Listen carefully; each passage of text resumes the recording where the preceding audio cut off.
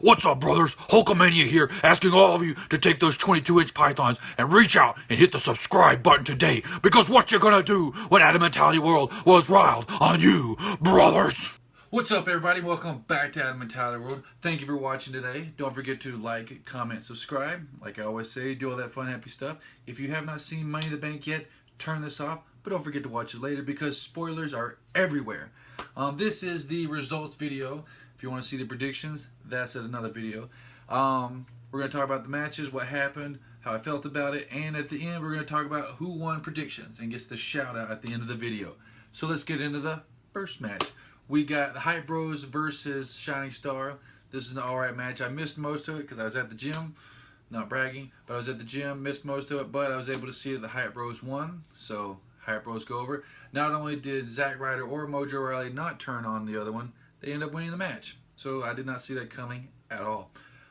Second match, this was the women's Money in the Bank match between Natalya, Carmella, Tamina, Charlotte, and Becky.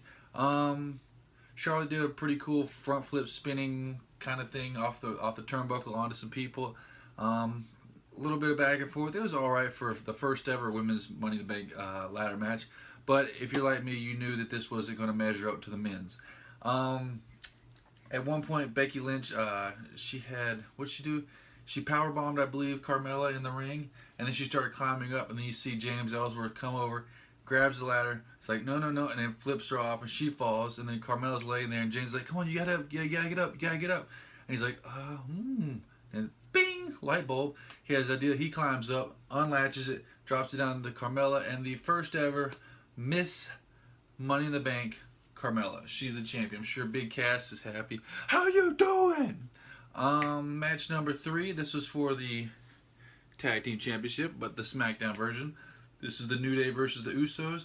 At one point, Kofi, like I said, they were going back and forth, and what's his name? Kofi went to bounce off the top rope, and one of the Usos, I don't know which one because they look the same, pulled the rope down, and Kofi just did a backflip off the back, and like, I don't know how he did that and didn't get hurt, so good job to Kofi. Like I said, he's got to be feeling that still to this day, to this moment right now, because he just fell basically 8 feet onto his back. I cringed when I saw it. And they did the replay, and you get to see how he actually fell. Still wasn't any better. Like I said, they went back and forth. They were beating up Kofi a lot. Then Big E gets the hot tag. Then Big E beats him up for a little bit. At one point, Kofi had one of the Usos, once again, I don't know which one is which.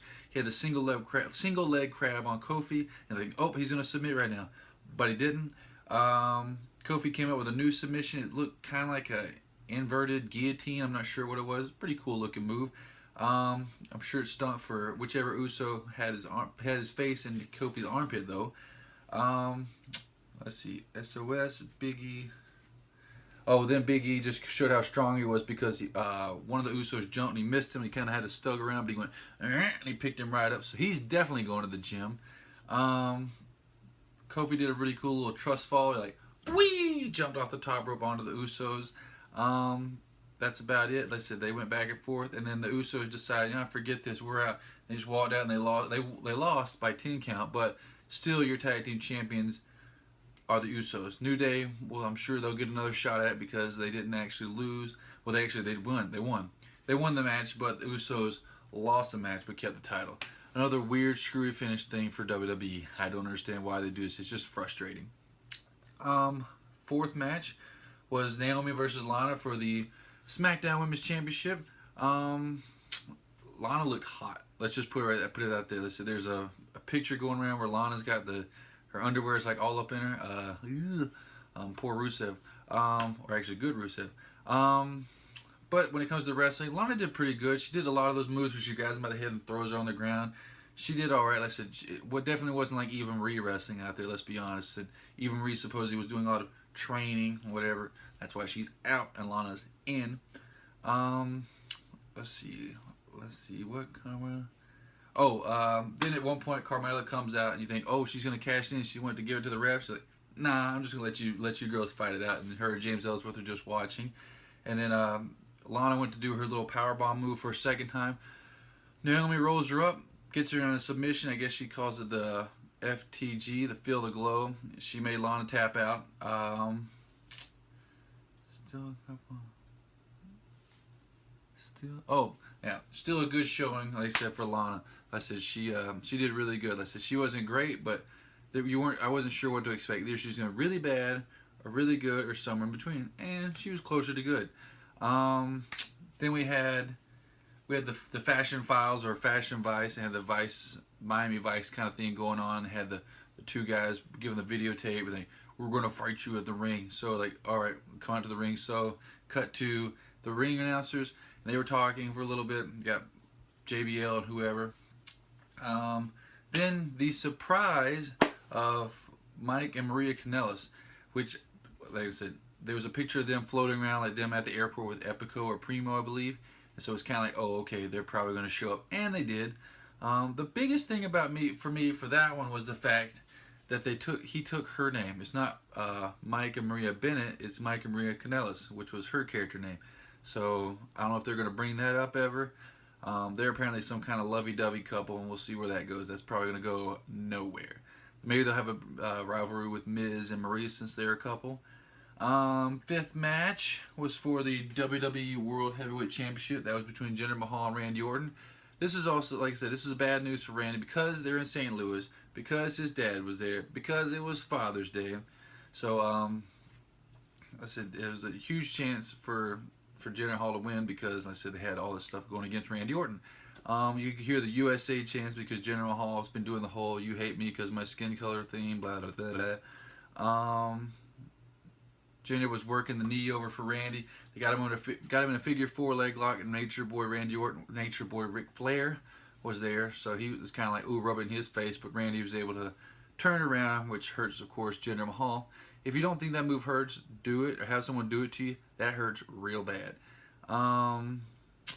Then the Singh brothers. I said I believe Randy got Jinder Mahal in an RKO, and he was gonna pin him.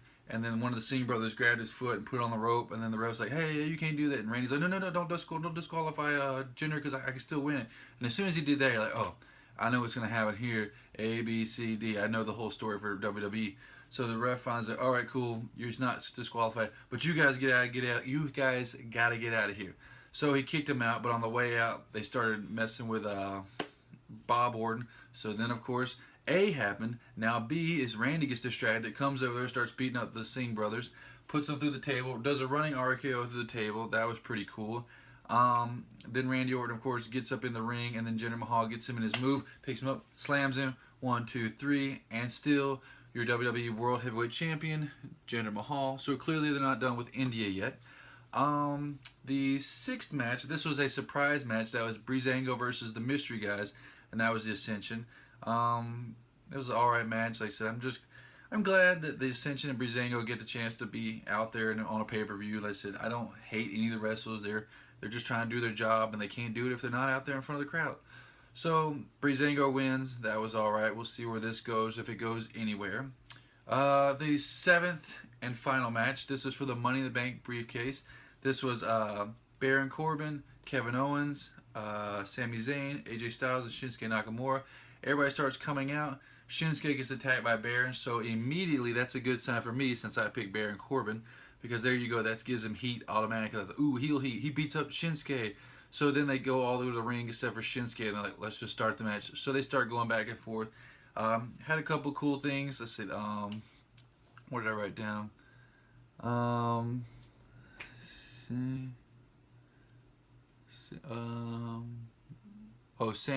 Sammy drops Kevin Owens on the ladder. Then Sammy does a power bomb. They flip KO from Sami Zayn. He flipped Kevin Owens, whatever. That was pretty cool. Then AJ Styles actually did like an AA to Kevin Owens through a ladder. Oh, I know what it was. Thank you.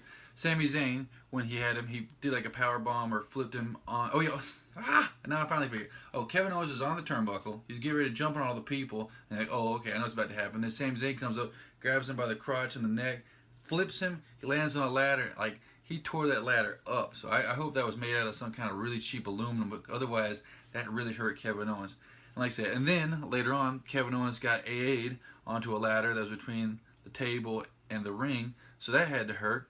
Then finally, Shinsuke comes back. He staggers up, beats up everybody, and then Kevin Owens is outside the ring. Shinsuke tries to grab a ladder, and you see Kevin Owens just holding on to, like, no, no, no, no, no, no, you can't win, you can't win. Then Shinsuke comes over, beats him up.